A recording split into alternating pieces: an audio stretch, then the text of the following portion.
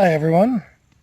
I am sitting out by this campfire. You can, I think, see my surroundings there. I'm in the process of actually burning part of a door I destroyed. It's not nearly as interesting as that probably sounds, but anyway, having a nice campfire and out here ready to answer some content marketing questions.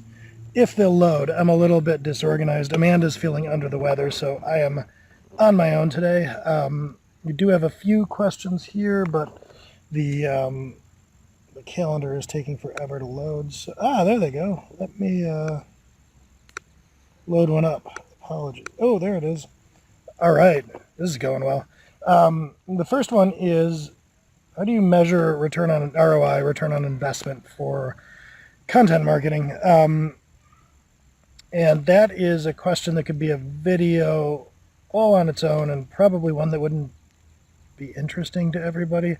So return on investment for content marketing is sort of difficult to measure because the best way that so content marketing works by letting you build trust with your audience over the course of time, and as they come to trust you, they're more inclined to be qualified leads, to buy things from you, and to develop a relationship with your product or service or brand. And that gets tough to measure because if you imagine discovering some website and you visit it, you read a couple of things, leave, come back 3 months later, read a couple more things, and on and on and on, and maybe a year later you buy something. Imagine from the other side just like the logistics of trying to measure that journey down the funnel, so to speak.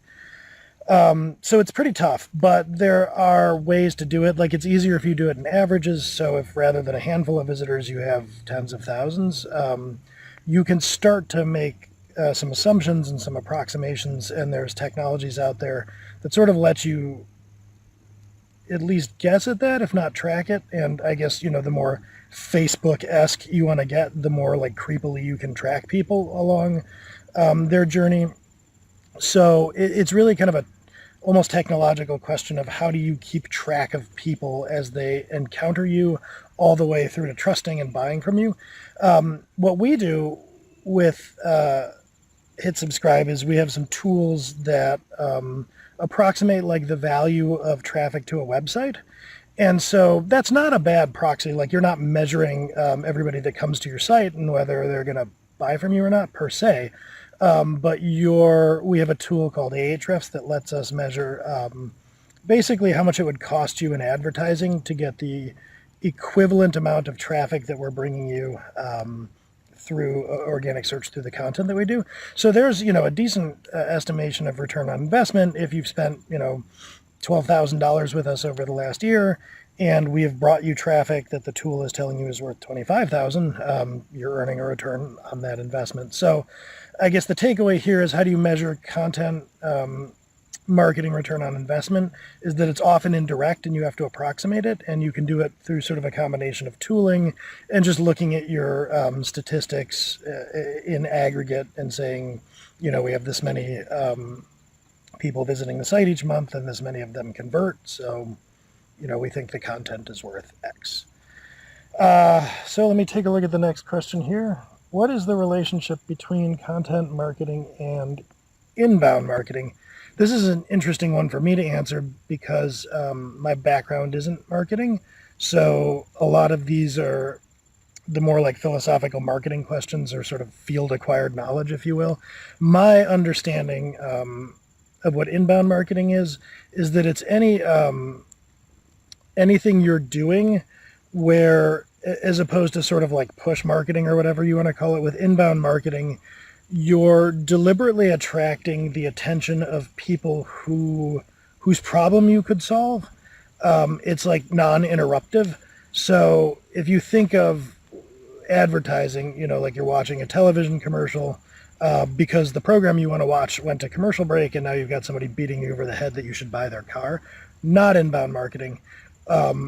The non-interruptive version of that would be that you're trying to get in front of these people when they're doing research about cars, because that's when they're most receptive to you selling them a car or educating them about a car. So inbound marketing is this non-interruptive way to like bring in people whose problem you feel like you could solve. Content marketing is thus a subset of that.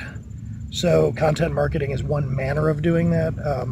I think that because everything has gone so content heavy since the advent of the internet, that they're often confused, and some companies may have an inbound marketing strategy that's just content marketing. There is a difference there. All right, so that is, I wonder if I can get these on my smartwatch here. Now I gotta look over here. So that's the second question, content marketing versus inbound marketing. The third question is why invest in content marketing? In general, because we are a content marketing business, I would love it if we could confidently say that everybody should invest in content marketing. I don't know that that's the case. I would say the reason to invest in content marketing is because if you're patient and you do it right, over the long haul, it can act in lieu of something like having extra sales staff or doing extra sales and acquisition type activities. So consider a couple of extremes, I guess. Let's say that you built some kind of software product and you were selling it for $50 a month, whatever. And you went down two different paths over the course of a couple of years. One path would be that you invested heavily in content marketing over the course of a couple of years. And the other path is, you directed your energy at other things and you didn't really have much content. You just had a site that was a landing page and people could buy from you. 2 years in, if you haven't invested in content marketing, you're going to be spending an awful lot of your time probably going out and trying to spread the word. You might go talk at conferences. You might, do like direct outreach to people. You might do paid advertising. You might do any number of things where you're trying to really quickly get people aware of what you're doing. Now, if you've been blogging about your journey this whole time and doing content marketing well and kind of raising awareness as you go, 2 years in, you're going to have a much different situation when it comes to inbound leads. 2 years is a long time to build up a lot of organic search traffic and a lot of awareness. So this person 2 years in might have to do a lot less in terms of raising awareness and sales and stuff. So the reason to why invest in content marketing is that if you have the money and the time, you're building a passive, I won't call it passive, but kind of quasi-passive way of getting business. And it's kind of hard to replicate that with other things. So you might think of content marketing as sort of the equivalent in life of building up a large portfolio of stocks or something.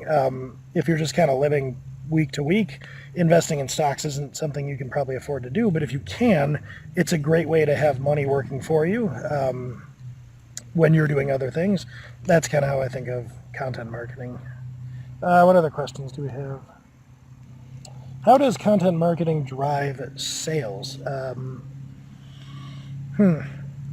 I alluded to this a little bit in the first question, but content marketing is going to have a relationship with sales where it enables sales. It sort of greases the skids, if you will. So imagine, let's go back to this company selling software of some kind for $50 a pop, and then we have one universe where they've done a whole ton of content marketing that brings in awareness. It brings in a lot of search traffic and goodwill, and people trust them. And then let's say that one has been in stealth mode for 2 years and just kind of goes into existence and is raising a lot of awareness.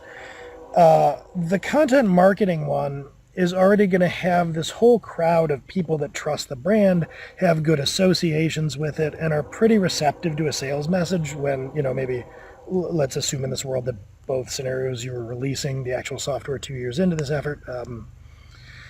You're going to have a lot less work to do if people already trust you and they're used to coming to your site and getting helpful tips and reading all about things, that benefit them in their day-to-day lives.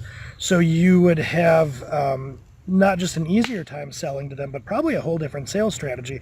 For instance, you might have sales staff or a sales approach that's more like order taking. So you just set up so that these people who trust you and want to buy from you, they may have questions like, how do I sign up? How do I pay with a credit card? where's your getting started tutorial.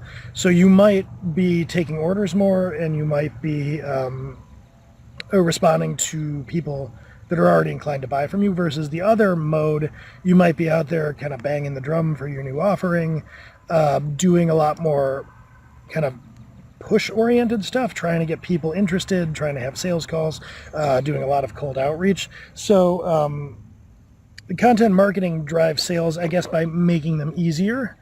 It's a lot easier to do a higher volume of sales when people are coming to you kind of already half or three-quarters sold.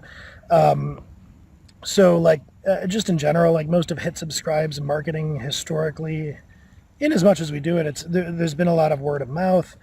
We get a lot of kind of inbound leads, like people approaching Hit Subscribe. This lets us, me, because I handle most of the organization sales, and I'm not a particularly good salesperson, but it's pretty easy to sell when people are already sort of interested in what you have to offer. It's a lot harder to sell when you haven't kind of built that trust, built that top of the funnel. So you have to invest more money and more time and more resources in all of the sales activities, and they're going to be less efficient. So content marketing is generally a sales enabler.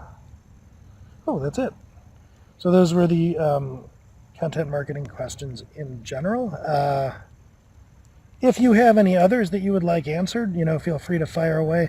Haven't yet landed on like the best way to do that. Maybe like comment on this video, or Hit Subscribe as a YouTube channel. You could go comment there, or email us, I guess. I don't know, whatever you want. I'll come up with a better way, because I know that's kind of a homework assignment. But love to hear your questions about content marketing, about SEO, about blogging, anything related to this space. So we will catch you next time. Hopefully Amanda's a little less busy and slightly under the weather next week, so that we will both be here. And as always, thank you for watching.